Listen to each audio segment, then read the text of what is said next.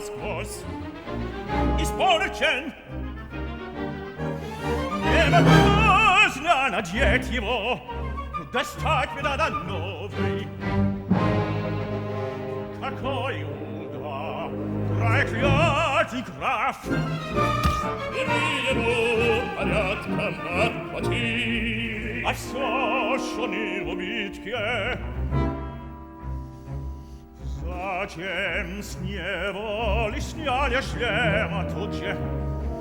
А снял я, когда мне было стыдно, не даме герцога. Проклятый граф, лучше бы мне голову пробил. И платье нужно мне. В последний раз все рыцари сидели тут, от платья до бороде.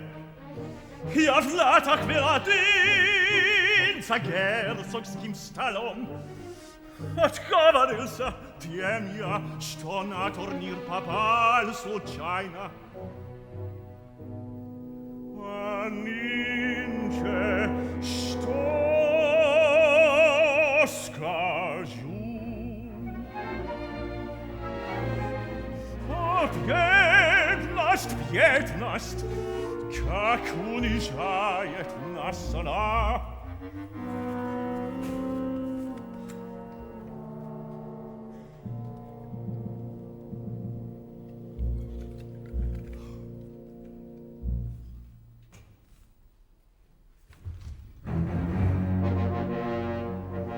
Когда же граф копьем своим тяжелым пробил мне шлем и мимо проскакал, а я с отбитой головой пришпорил мира моего, помчался вихрем и бросил графа на 20 шагов, как маленького пажа. Когда все дамы пристали съесть, когда сама Клотильда, закрыв лицо, невольно закричала, и за криком «Мой удар!» Тогда никто не думал о причине радости моей, и силы дивный взбесился я, завтра что ли шлем, корольству, что виною пило.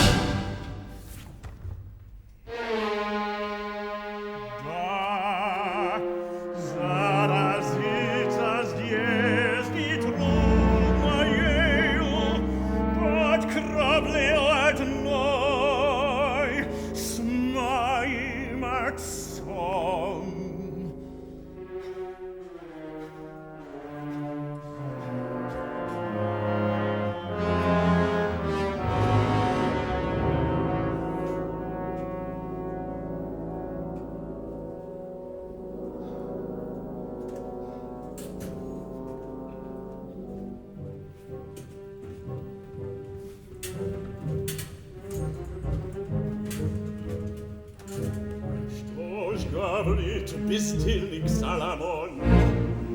Он говорит, что более не может взаймы давать вам денег без заклада. Заклад! Как ты мне взять закладом, дьявол?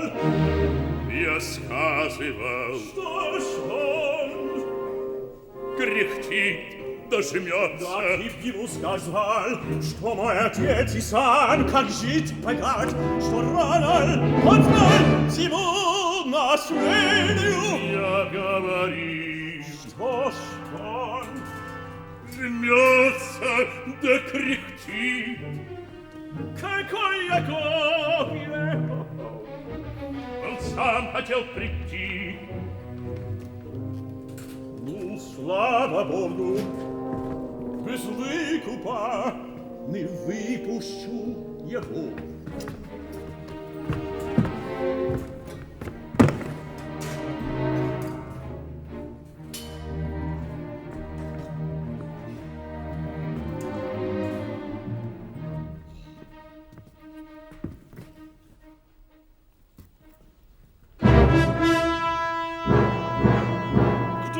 молчан.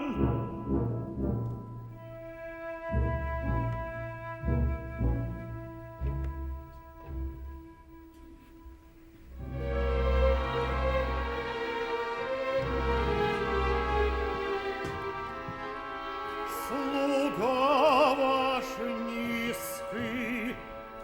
О, приятель, проклятый щит, почтенный Соломон, пожалуй я сюда. Как ты, я слышу, не веришь в дом. Ах, милостивый рыцарь, клянусь вам, рад бы, право не могу, где денег взять. Весь разорился я, все рыцарям усердно помогая. Никто не платит, вас хотел просить, не можете хоть часть отдать. Разбойник, да если у меня водились деньги, с тобою станет я возиться. Полно, не будь упрям, мой милый Соломон. Давай, червонцы, высыпи мне сотню. Сотню, когда б имел я 100 червонцев. Слушай, не стыдно ли тебе своих друзей? Клянусь вам. Полно. Ты требуешь заклада. Что за зло, что дам тебе заклад свиную волю? Когда б я мог что заложить, давно уж продал бы. И рыцарского слова тебе собака дала. Ваше слово, пока вы живы, много-много значит. Все сундуки фламандских богачей как талисман на новом отопрет. Но если вы его поговорите мне, бедному еврею, а между тем умрете, Боже, сохрани, тогда в моих руках оно подобно будет ключу от брошенной шкатулки в море. Ужель, отец, меня переживет? Как знать, дни наши сочтены не нами. Свел юноша вечер, а нынче умер. И вот его 4 старика несут на сгорбленных плечах в могилу. Барон здоров! Бог даст лет 10, 20 и 25 и 30 проживет он. Ты врешь, еврей, но через 30 лет мне стукнет 50, тогда и деньги на что напрягаться. Деньги всегда на всякий возраст нам пригодны. Но юноша в них ищет слуг проворных и, не жалея, шлет туда-сюда. Старик же видит в них друзей надежных и бережет их, как зеницу ока.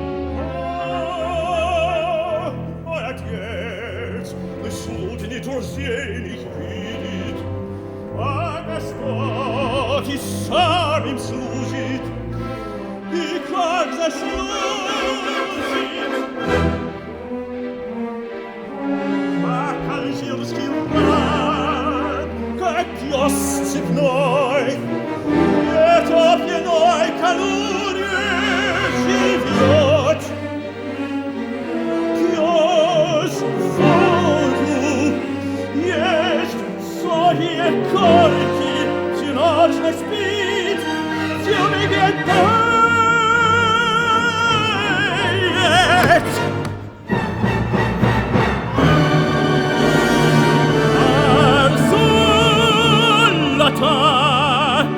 Спокойно, в сундуках лежит себе. Ночи когда-нибудь оно послужит мне. Лежать забудет.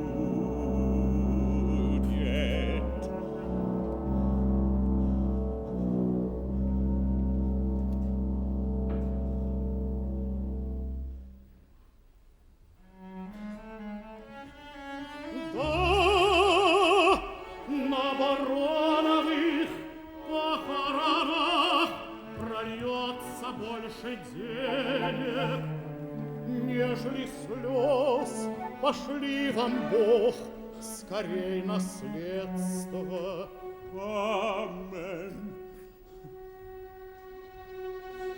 А можно, Что? как думал я, что средство есть такое. Какое средство? Так, есть у меня знакомый старичок, еврей, аптекарь бедный, Ростовщик такой же, как и ты, и хочешь мне?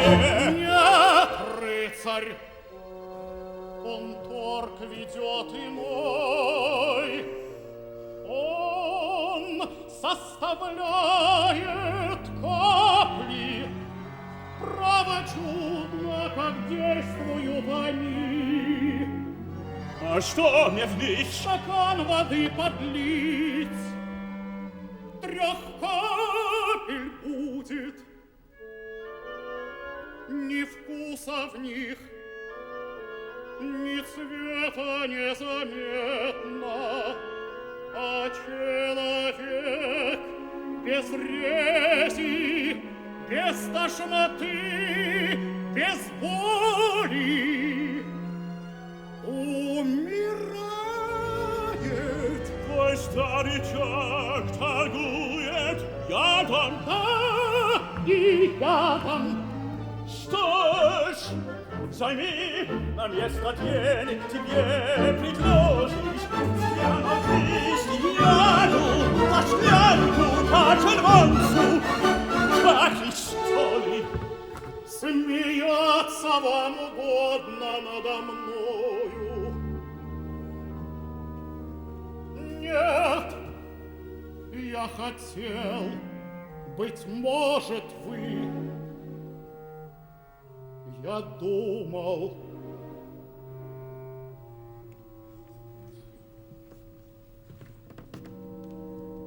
что уж барону время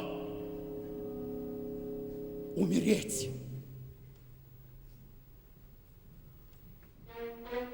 Так, отравить отца и смерти сыну, держи его, и смерти мне. Да знаешь ли, сиротская собака, смей, что я тебя сейчас же на воротах повешу. Виноват, простите, я шутил. Я шутил, я деньги вам принес.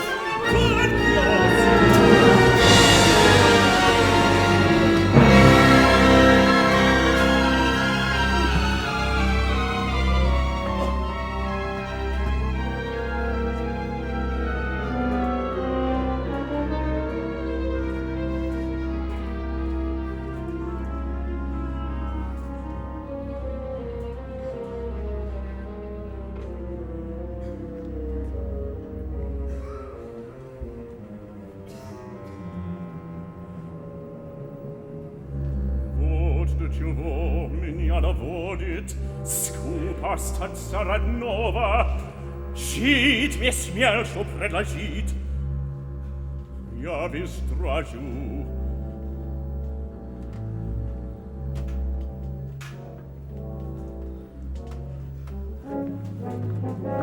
Однако ж деньги мне нужны. Сбеги за дедом проклятым, я змеево червонцы, да сюда не приносите львиницу, дай плуту расписку дам. А не поди сюда Иуду этого. Или нет, постой, его червонцы будут пахнуть ядом, как сребреники пращура его. Проклятое житье! Нет, решено, пойду искать правой у герцога.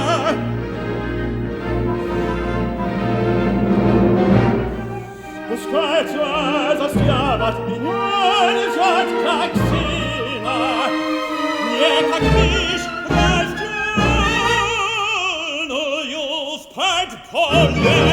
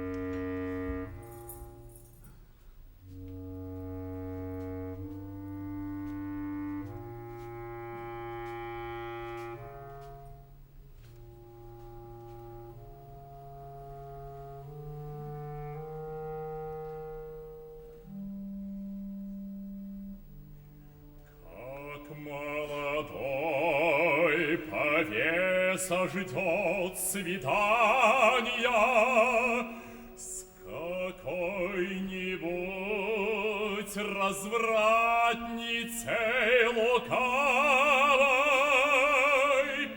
или дурой им обманутой. Так я весь день минуты ждал, когда сойду в подвал мой тайный к верным сундукам.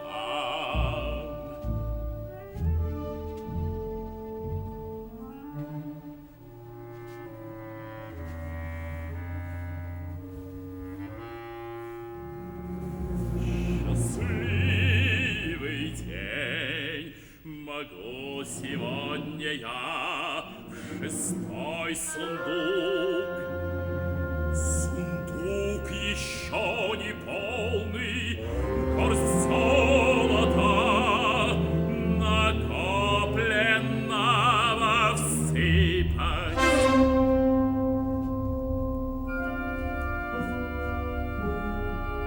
Немного кажется, но понемногу сокровища растут.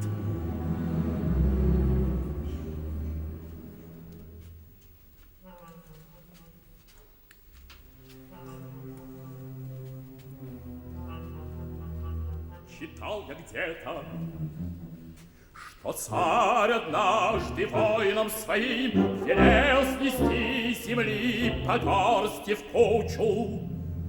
И горный холм возвысился, и царь мог с вышины с весельем озирать. И дол, покрытый белыми шатрами, и море, где бежали корабли. Так я по горсти бедной принося привычную дань мою сюда в подвал вознес мой холм, и с высоты его могу взирать на все, что мне подвластно.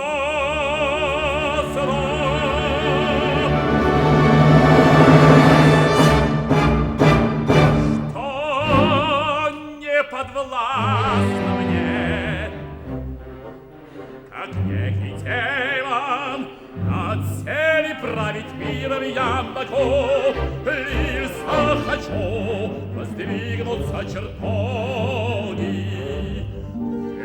Великолепные мои сады сбегутся нимфы резвою толпою, и музыкань свою мне принесут, и вольный гений мне поработится, добродетель и бессонный труд смиренно будут ждать моей награды. Я свистну, и ко мне послушно робко вползет окровавленное злодейство, и руку будет мне лизать, мне в очи смотреть, в них знак моей читая воли.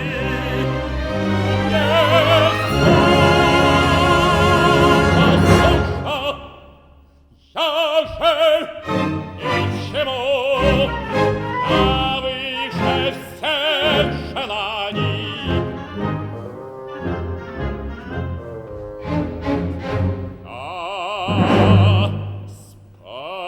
Спокоен.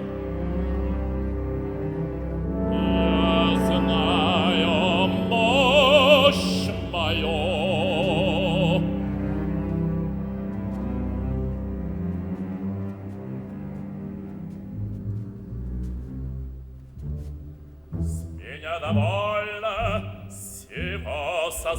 желания.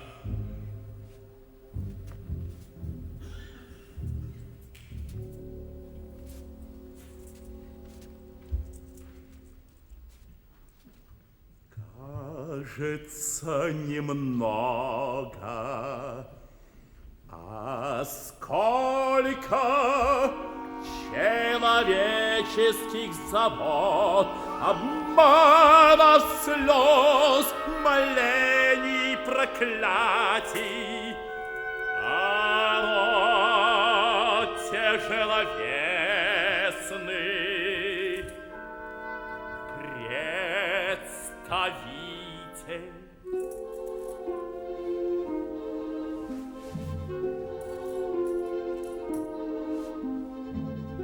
Тут есть дублон старинный, вот он. Нынче вдова мне отдала его, но прежде с 3 детьми полдня перед окном она стояла на коленях, воя. Шел дождь и перестал, и вновь пошел. Притворщица не трогалась. Я мог бы ее прогнать, но что-то мне шептало, что мужнин долг она мне принесла и не захочет завтра быть в тюрьме.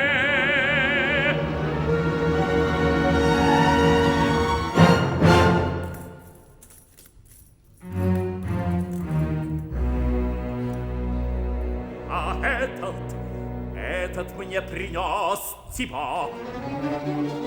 Где было взять его ленивца Плуту?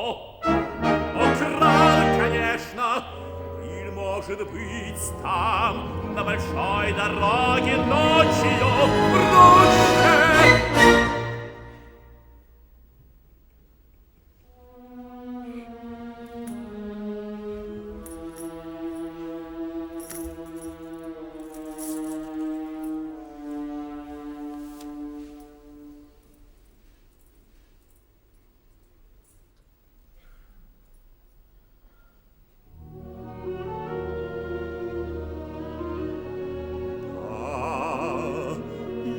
Если бы все слезы,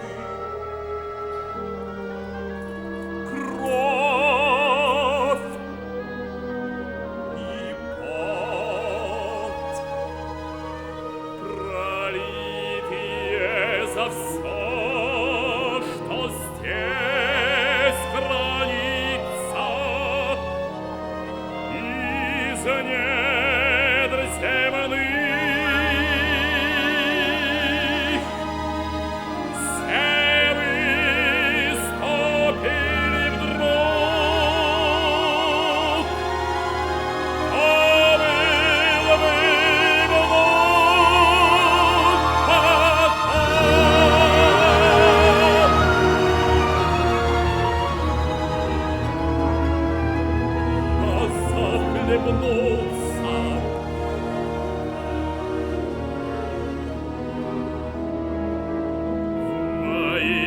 подвалах верных.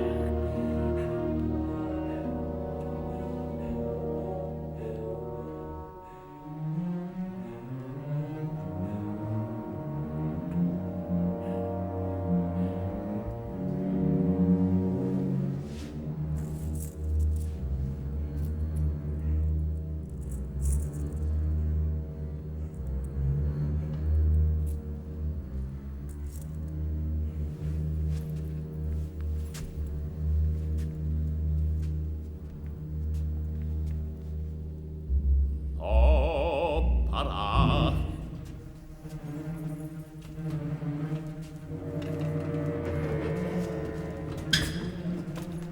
А каждый раз, когда хочу сундук свой отпереть, впадаю в жар и трепет. и страх. О нет, но сердце мне теснит какое-то неведомое чувство.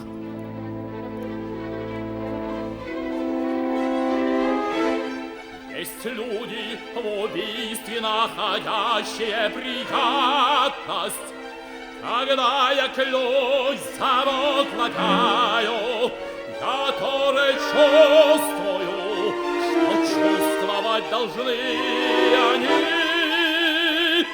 вонзая в жертву нож. Приятно и страшно вместе.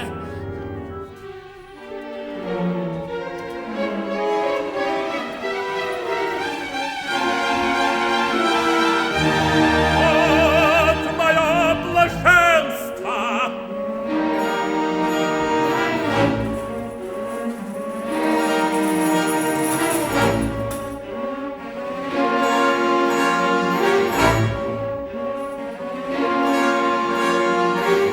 Хочу себе сегодня пир устроить.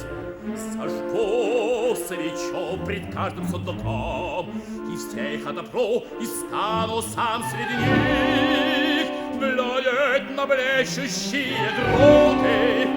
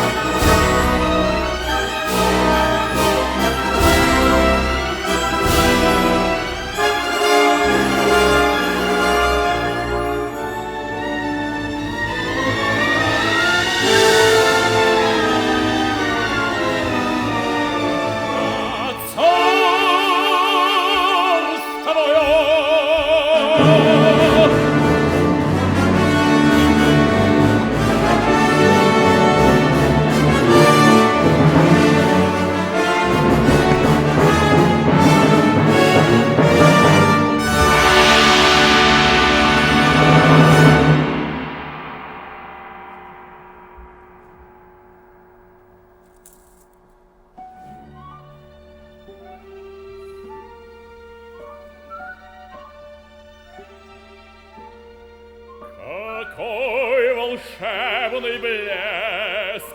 Послушна мне сильна моя держава!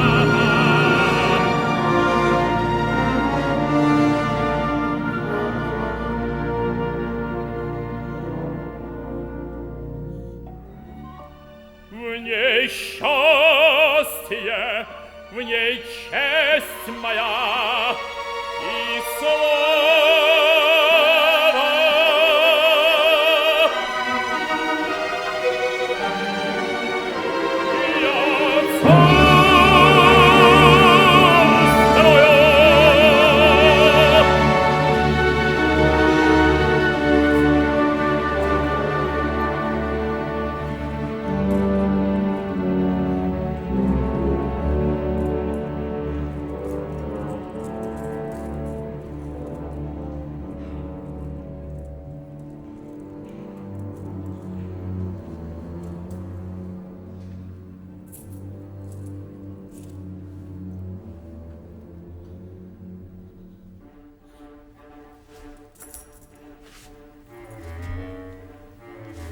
Но кто во свет вслед за мной примет власть над ней.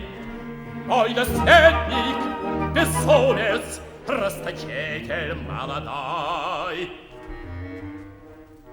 Едва умру, он сойдет сюда.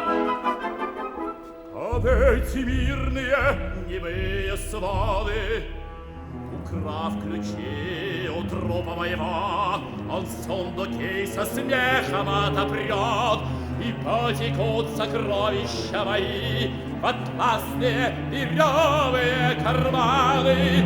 Он расточит, а по какому праву?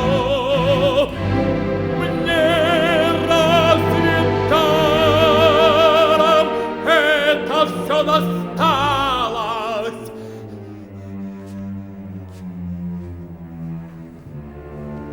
Кто знает, сколько горьких воздержаний, путь тяжелый, ночей бессонных мне за это стоило.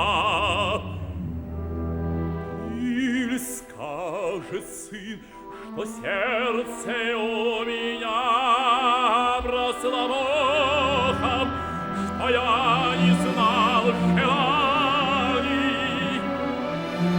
У меня и совесть никогда не грызла. Совесть, когтистый зверь, скребущий сердце.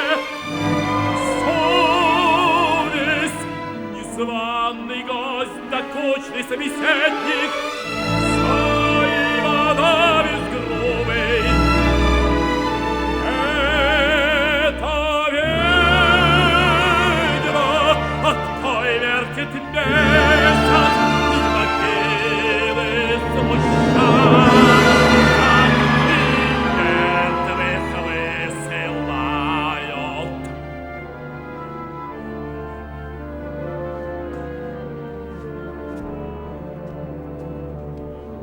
Нет!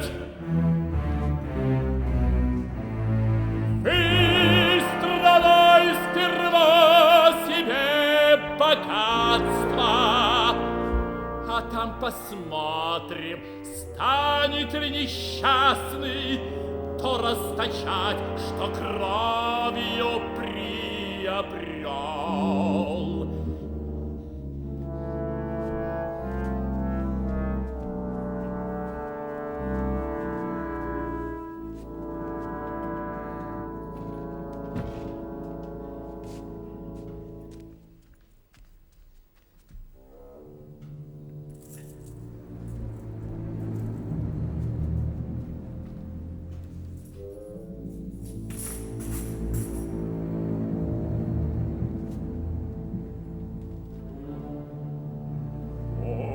Если б мог от взоров недостойных я скрыть подвал,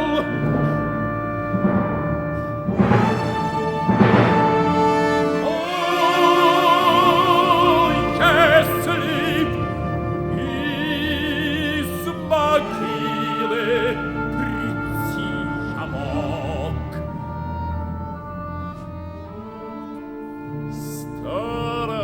сторожевою тенью сидеть на сундуке.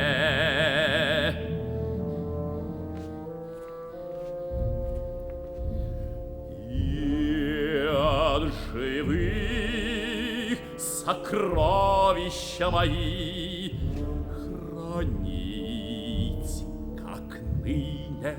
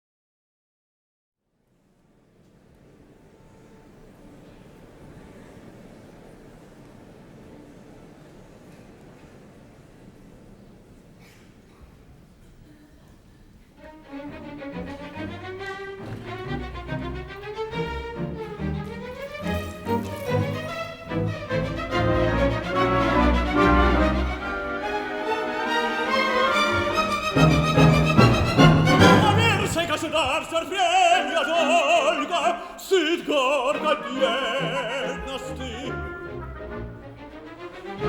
Когда мне крайность, вы б жалобы мои не услыхали. Верю, благородный рыцарь, таков, как вы, отца не обвинит без крайности. Спокойны будьте, вашего отца усовещу, наедине пишу. Я жду его, давно мы не видались.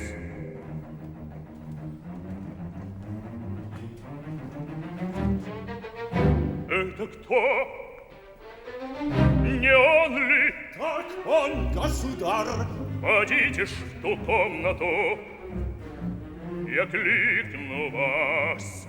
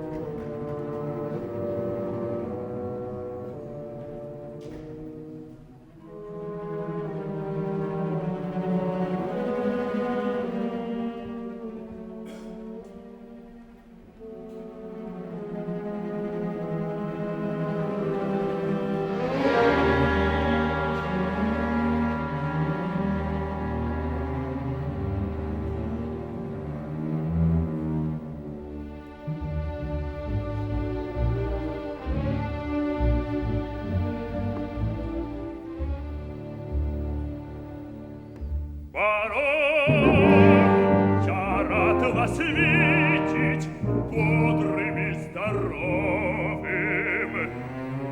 Я счастлив, государь,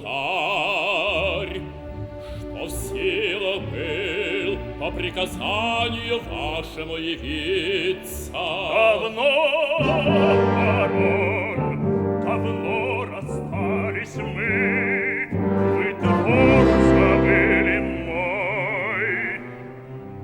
Стар, государь, я нынче при дворе, что делать мне, вы молоды. Облюбы, турниры, праздники, а я на них уж не гожусь.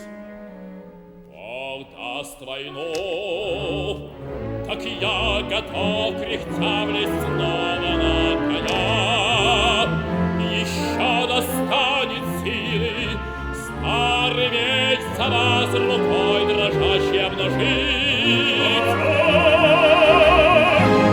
Сердце ваше нам известно, вы деду были другом. Мой отец вас уважал, и я всегда считал вас верным, храбрым рыцарем.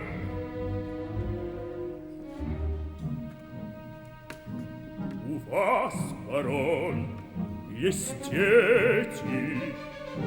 Сын один, Зачем его я при себе не вижу?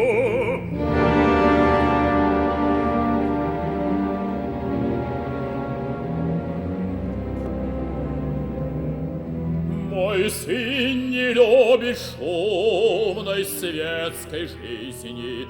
Он дикого и сумрачного нрава. В круг замка по лесам он вечно бродит, как молодой олень. Нехорошо ему дичиться, мы тотчас приучим его к весельям, к балам и турнирам.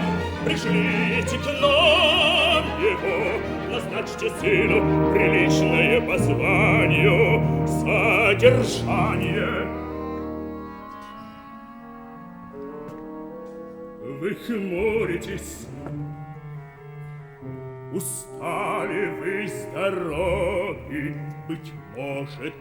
Государь, я не устал, но вы меня смутили. Перед вами я б не хотел сознаться, но меня вы принуждаете сказать о сыне то, что желал от вас бы утаить. Он, государь, к несчастью недостоин ни милости, ни вашего внимания. Он молодость свою проводит в бойстве, в пороках низких. Потому, барон, что он один, пришлите к нам его. Он позабудет привычки зарожденные в глуши. Простите мне, но право, государь, я согласиться не могу на это. Но почему ж? Увольте старика. Я требую. Откройте мне причину отказа вашего.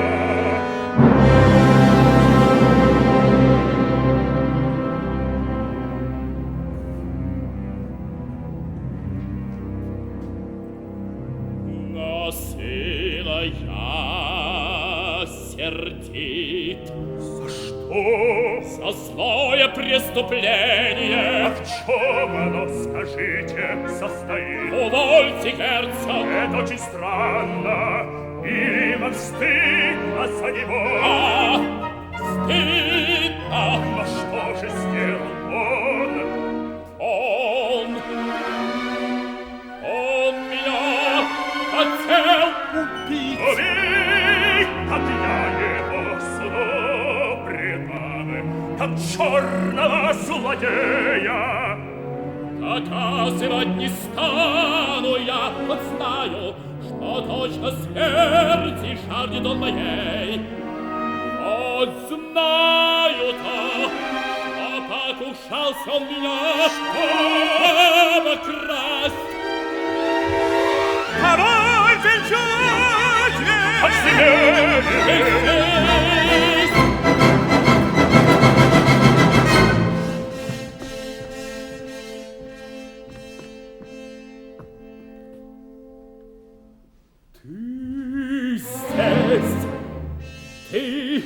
Ты мне смел, ты мог отцу такое слово молвить ялку, и перед нашим государем мне,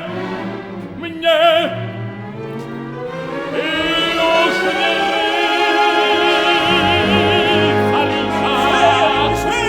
Что слышу я? и гром еще не грянул, Боже правый. Когда ты видишь, что конечно свой Принял вы за старого отца. Научите меня власти. Отдайте мне перчатку, подите ж. На глаза мои не смейте являться стариком.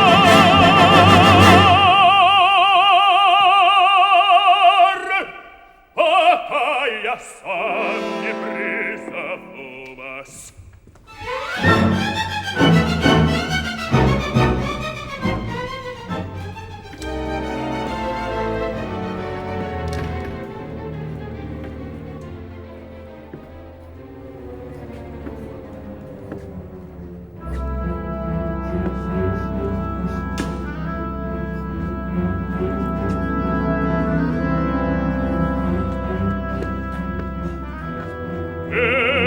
Старик несчастный, не стыдно ли вам?